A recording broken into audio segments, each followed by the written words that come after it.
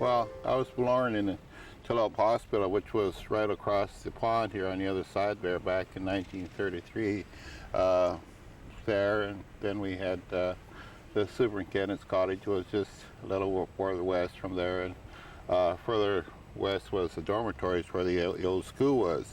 Right here in front of us was the old mill plus the power plant down there that ran the electricity for the school. And those were unique. Plus down there on the other side, which is known as the old dining hall below there, was the old jailhouse that's on the beach there. We'll say 1935, actually, when the Tulalip Tribes was organized there. The tribe was, you might say, given only 35 acres of property, as I recall, and they did not have a budget or anything, so it was dependent on the council for many years to sit there and donate their time and do some wise decisions on how to get more land, how to get finances to buy this land. So they end up leasing a lot of inner bay here out, and they developed their water system, and consequently they were able to come up with money to purchase more lands, and they sacrificed a great deal for what we have today. As time grew, we were able to lease more land, get more money, and get what we have today.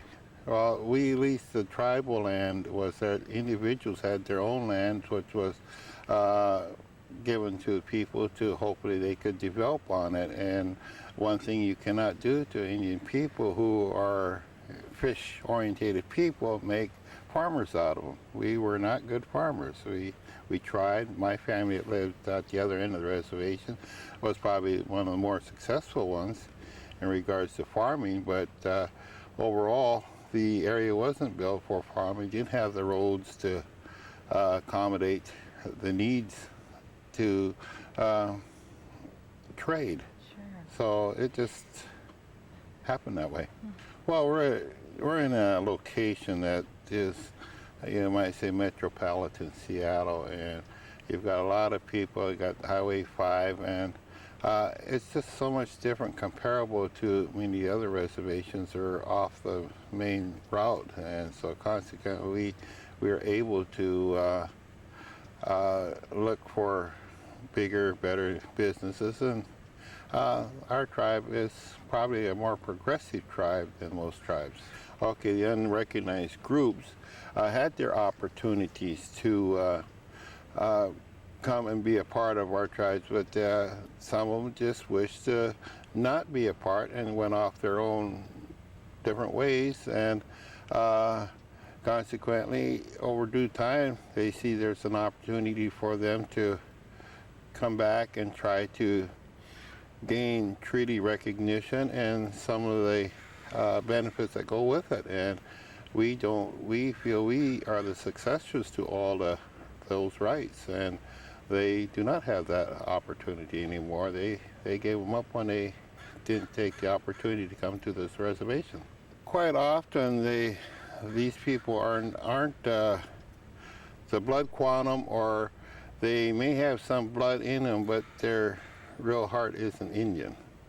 The inside of us, a person's, is like the apple. The skin is red, but the inside is white. So my people here, from here in the heart, you can feel it when you're an Indian. You can feel togetherness, and much more if you come to an Indian funeral. You can see the unity of our people, and that's the most important part of our life. We may fight amongst ourselves, but we also hold it within ourselves. We do not let our problems get off the reservation. We do not share it with the non-Indian world. We try to keep it within, so you do not very seldom see the disputes between within the tribe in the paper or on the news media. We don't want it there. We can solve our own problems given the opportunity. We played the game the way it was supposed to, by the rules, and they didn't, and all of a sudden they want to take something from us. Well, they would sit there and want to take a right, a fishing right, a hunting right, and move it away from us, from the reservation standpoint, and I think it's wrong. It just isn't going to work.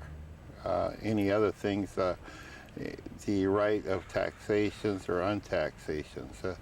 Those are our rights that went along within the treaty.